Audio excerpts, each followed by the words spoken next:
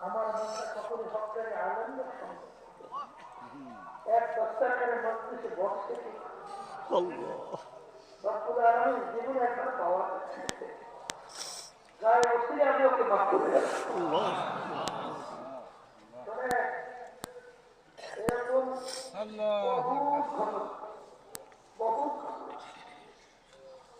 যারা জীবনে কোনোদিন করতে যদি করতে গিয়ে আল্লাহর সামনে সেটা দেয় না কিন্তু আল্লাহ রাব্বুল আলামিন আল্লাহর বান্দাদের চরণে বান্দা হুজুরের মাধ্যমে যখন দাওয়াতের মাধ্যমে যখন এই মানুষকে আসছে আসার পরে ঘুরতে এসে আল্লাহ রাব্বুল আলামিনকে ঘুরে হাদিসের মধ্যে আসছে আল্লাহ রাসূল সাল্লাল্লাহু আলাইহি ওয়াসাল্লাম বলে চক্ষুর কালাম আল্লাহর হাতে কার হাতে আল্লাহর হাতে